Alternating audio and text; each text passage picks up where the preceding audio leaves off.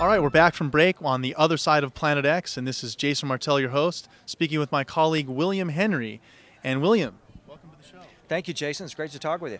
It's excellent to have you on the show, and we basically just want to get your ideas and thoughts and this whole idea on the internet today, talking about the end of times or at 2012, Planet X or a Nibiru is going to come and kill us.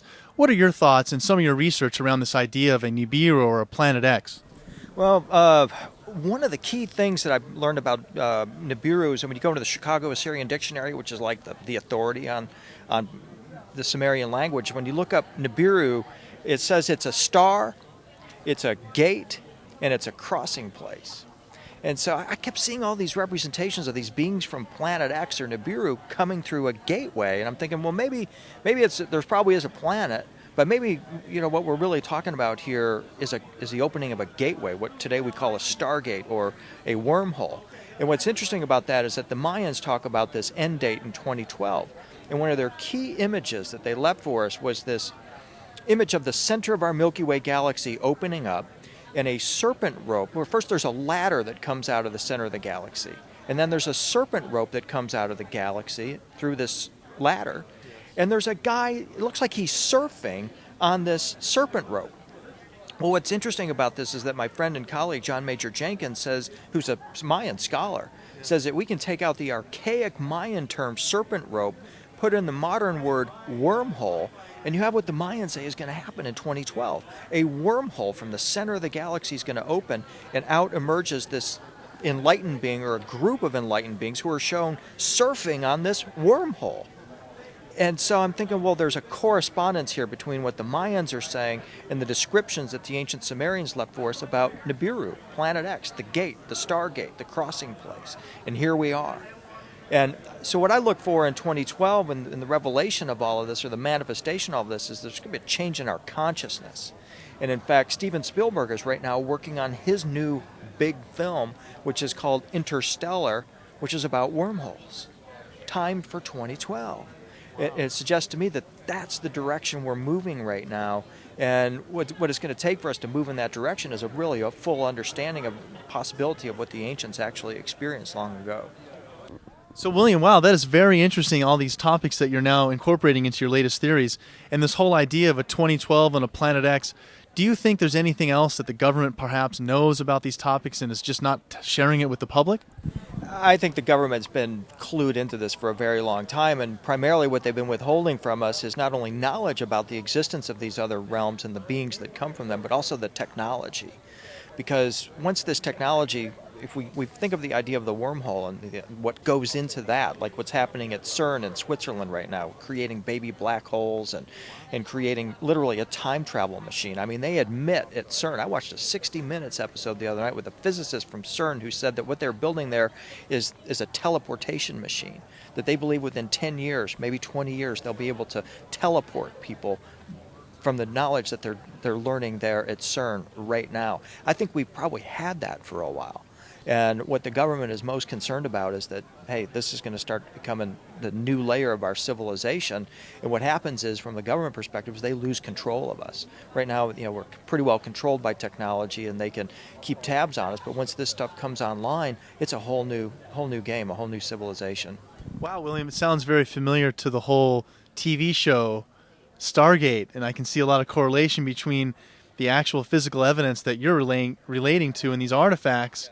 But there's even a TV show where it sounds almost like a crossover there. Well, there is. I mean, the TV show Stargate, they take a lot of liberties with all of this. And it kind of peeves me sometimes because they use actual names and place names that have historical significance, but they kind of twist it in another direction. I mean, they're certainly, it's their prerogative to do that, but I just wish they would kind of, the real story is better than the fictional story. And I wish they would kind of start to really emphasize that, hey, wait a minute, there's a lot more here than what we're alluding to just in our fiction.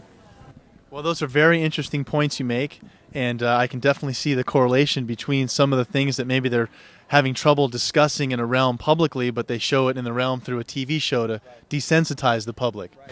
Lost is another TV show that's using the CERN Stargate idea, and ultimately that's the way we communicate these ideas, is in stories. And that makes it a little bit more palatable to people, and instead of getting on the evening news saying, we're going to be teleporting you in 10 years, so get ready.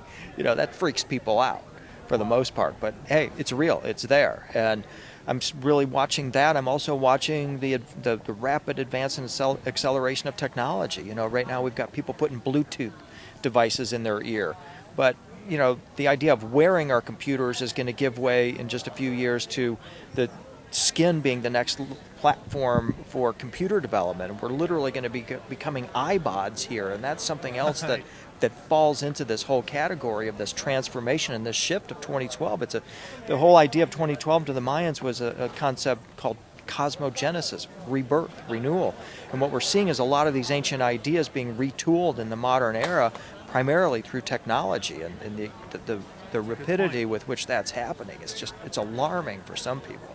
So, William, also some of the latest books and research that you've done are available to the public. Could you share some of that with how we might be able to find these products? Sure. My latest DVD project is called The Light Body Effect.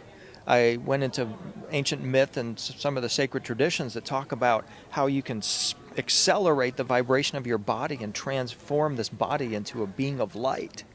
I mean, it's extraordinary when you see it in the Buddhist tradition and the Christian tradition. Egyptian tradition talks about how they call this concept transfiguration or metamorphosis, which means a change in form. And that's what a lot of the ancient sacred traditions were about. They viewed this body literally as sort of like a Stargate in itself. They called the body the stairway to heaven. And from the soul's perspective, what they believed we were to use this body for was as a launching vehicle for us to become a star being. That was the whole object of the ancient Egyptian mysteries, which ultimately probably came from Sumeria as well. And so I've really been looking heavy into that, about how do you incorporate that kind of an idea into our ordinary existence. It's wild stuff. Where could we find this video and these books that you've written? You can go to my website, which is williamhenry.net, and I've got them all there on my front page. You can check it out, and I hope they'll visit my site. That's excellent. You also, not to cut you off there, but you also, I believe, host a radio show with Whitley Strieber? That's right. I'm the co-host of Whitley Strieber's radio show called Dreamland. We have we interview some of the greatest minds that are working on these cutting-edge ideas today, and it's really a great show. That's excellent, William. Well, williamhenry.net. Make sure to check that out for the latest products, and it's an honor to speak with you. Thank you very much. Meet us on the launch pad next time as we gas up the mothership and blast off for